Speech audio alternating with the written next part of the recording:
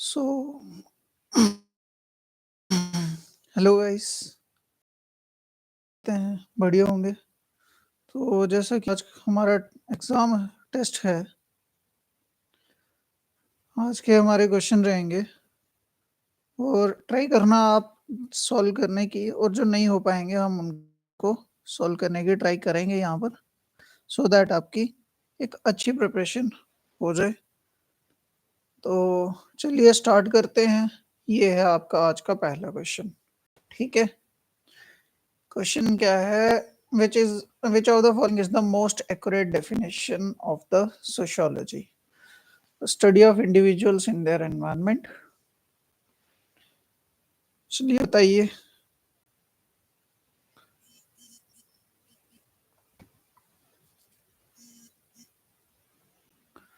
तो आंसर क्या है इसका?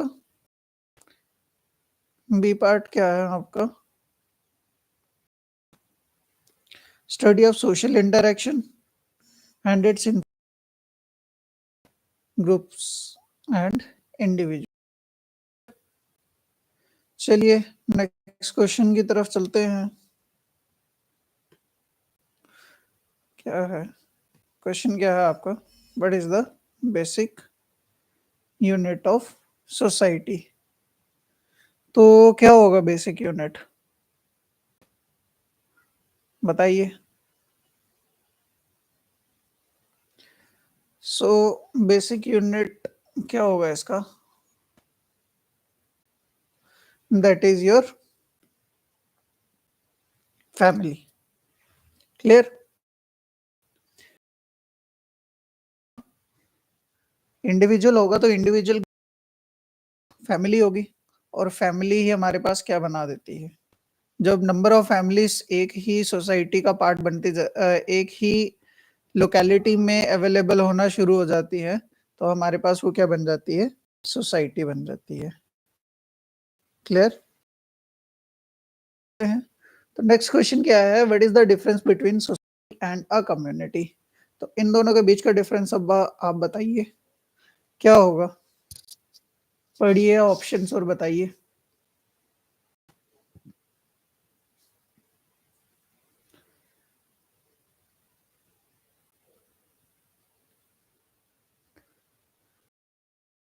है इसका कि एक कम्युनिटी कम्युनिटी किस पे होती है? ज्योग्राफी पे बेस्ड होती है। मतलब ज्योग्राफी लोकेशन डिफाइन करती है। लेकिन कम्युनिटी में क्या होता है? एक कम्युनिटी का सेल्फ इंटरेस्ट होता है, और मेंबर्स ऑफ कम्युनिटी होते हैं, वो एक दूसरे पे रिलाइड रहते हैं। क्लियर? चलिए नेक्स्ट क्वेश्चन की तरफ चलते हैं।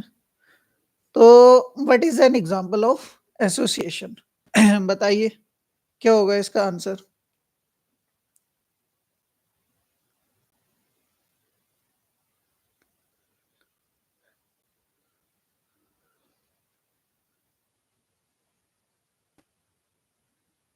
Times up guys. क्या आंसर है इसका? That is your D part. Family भी क्या है? ग्रुप ऑफ एसोसिएशन है। Friendship group, sports team. Family family यहाँ से काट दो, फैमिली नहीं होगा यहाँ पर। फैमिली का रहने दो, या ये आंसर भी कहीं ना कहीं गलत है। इसमें ये एसोसिएशन होगी, ये भी एसोसिएशन है, बट फैमिली नहीं है। फैमिली अनकॉन्शियसली डेवलप होती है। ये इसके आंसर्स हैं। क्लियर? तो यहाँ पर कुछ और शेयर ग्रुप भी एक तरह की एग्जांपल है। क्या होते हैं? मर्ज हो जाते हैं एक ही इंटरेस्ट के लिए, और उस इंटरेस्ट की फुलफिलमेंट के लिए वो कंटिन्यूस स्ट्रगल में रहते हैं। क्लियर? चलिए नेक्स्ट देखते हैं। फंक्शन क्या है? Social norms. अब नॉर्म्स आपको पता होंगे कि क्या होते हैं। नॉर्म्स हमारे पास क्या होती है? जो भी एक तरह के सेट ऑफ रूल्स होते हैं हमारे पास, उनको हम बोलते हैं नॉर्म्स। ठीक है? तो फंक्शन क्या होता है नॉर्म्स का? To limit individual freedom, to promote social order, to क्या होगा इनमें से? सोशल नॉर्म्स के अकॉर्डिंग होता है प्रमोट, हम सोशल ऑर्डर मेंटेन करते हैं और स्टेबिलिटी हमारे पास किसके थ्रू आती है? नॉर्म्स के। नॉर्म्स हमारे ऊपर एक कंट्रोल बनाते हैं ना, सोशल कंट्रोल, और उसी कंट्रोल से हमारे पास क्या रहती है? स्टेबिलिटी रहती है। अदरवाइज हम क्या हो जाएंगे? डाइवर्सिफाइड हो जाएंगे। क्लियर? चलिए नेक्स्ट क्वेश्चन की तरफ चलते हैं। तो कल्चर क्या है बताइए डेफिनेशन के थ्रू। डेफिनेशन याद करिए कल्चर की। और क्या होता है कल्चर?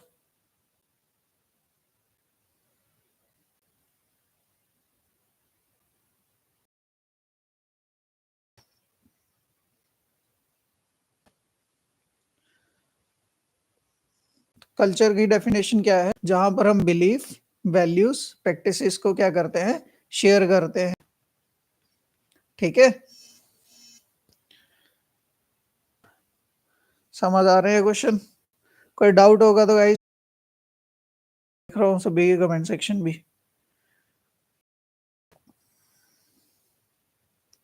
चलिए नेक्स्ट क्वेश्चन की तरफ चलते हैं। तो which of the following is not a component of culture? इनमें से नहीं होगा। तो कल्चर में लैंग्वेज भी आती है, जाता है टेक्नोलॉजी, टेक्नोलॉजी से यहाँ ज्योग्राफी होगी, टेक्नोलॉजी नहीं होगी। ठीक है, इस पार्ट को आप आंसर को चेंज करिए, या टेक्नोलॉजी लिख लीजिए, इसका आंसर टेक्नोलॉजी है। ये customization defect.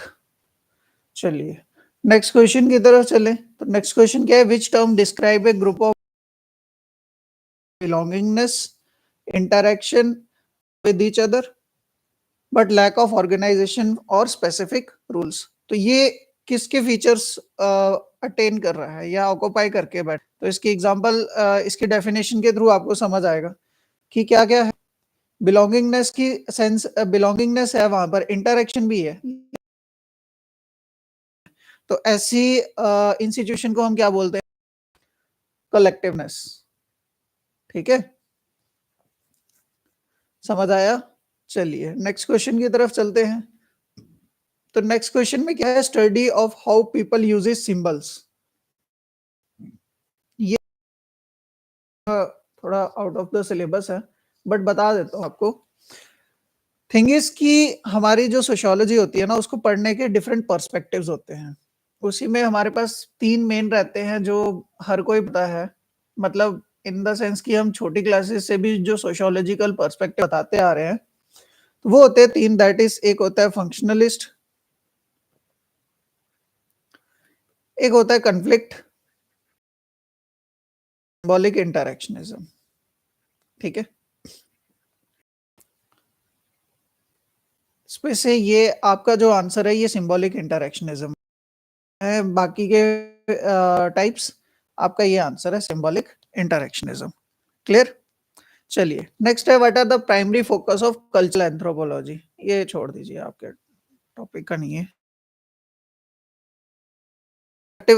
emphasizes the interconnectedness of society। अच्छा, इसका आंसर सामने ही है।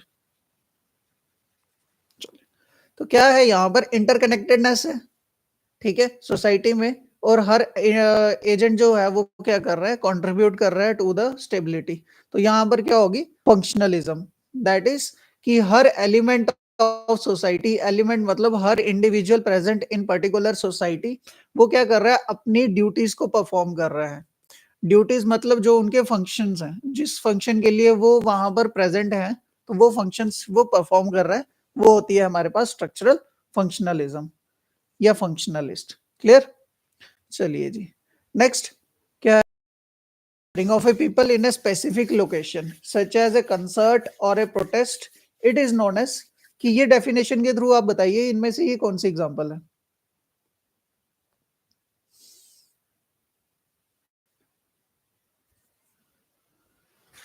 तो क्या है यहाँ पर? स्पेसिफिक लोकेशन, लेकिन गैदरिंग कैसी है? टेम्परेरी। तो टेम्परेरी गैदरिंग किसमें? असेंबली में। तो ये है आपका आंसर। ठीक है, चलिए नेक्स्ट क्वेश्चन क्या है, the process by which different culture becomes more similar over are time. तो वो क्या होती है हमारे,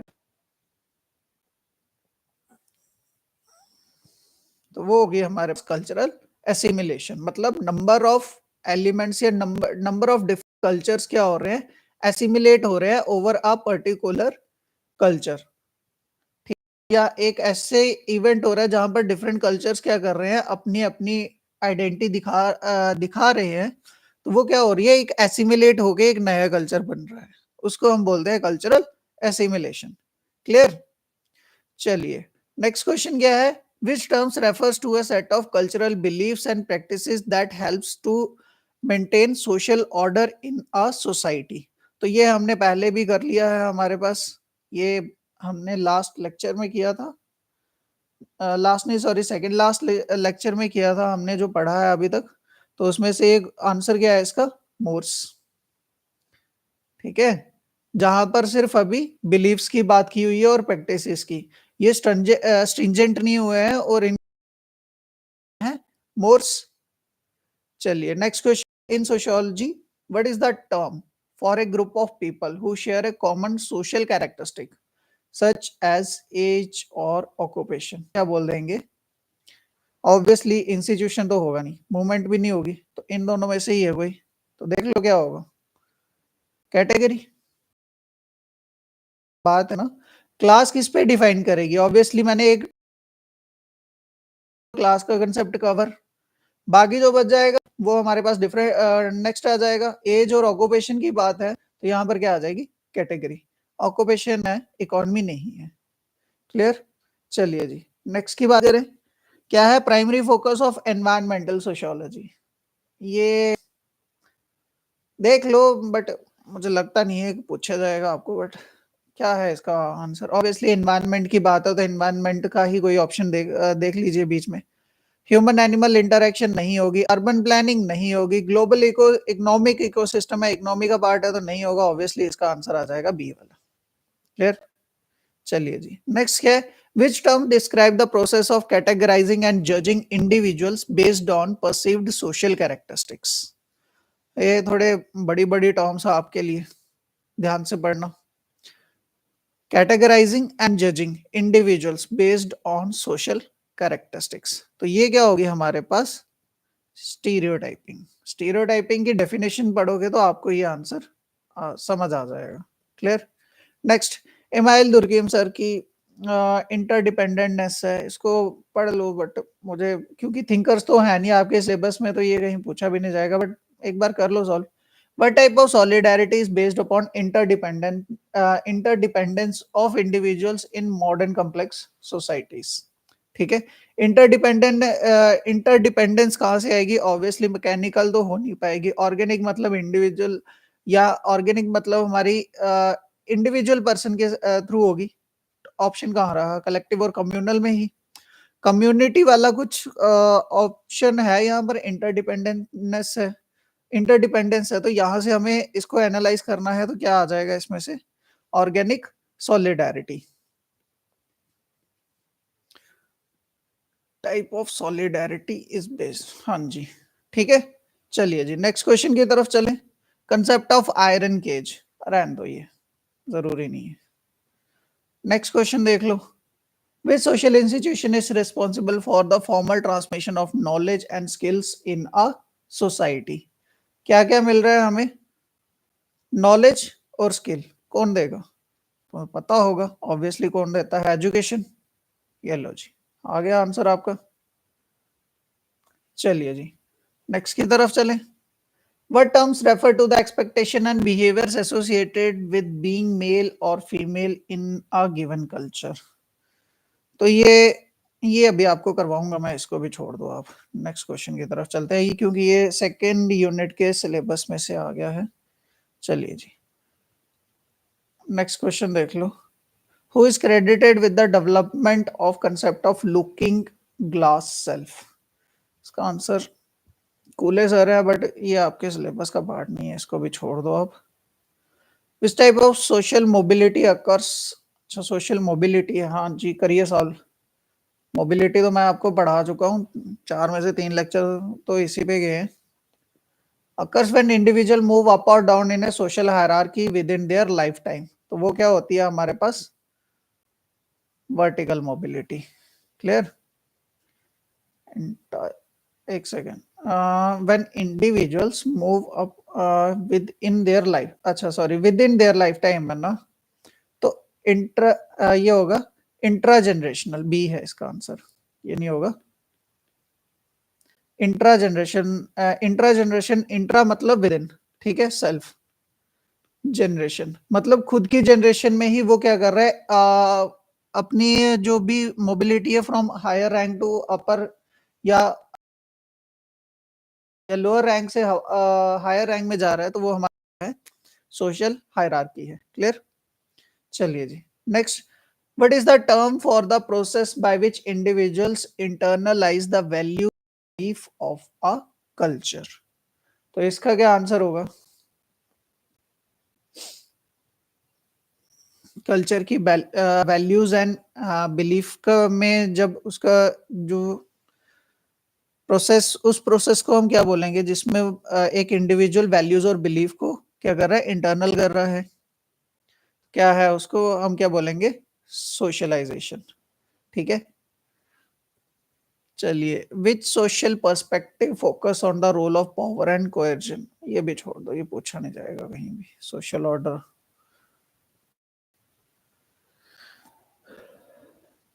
तो नेक्स्ट क्वेश्चन है, इन sociology what is the term for a small homogeneous group with in a larger society? तो ये भी तो पूछा नहीं जाएगा, बट चलो कर लो, क्या है इसका आंसर? Primary group. ग्रुप सब भी शायद आपके आगे सिलेबस में आए तो वहां करवा दूंगा। Concept of status and consistency रहने दो। तो चलिए, आज का लेक्चर इतना ही था। Thank you for joining guys.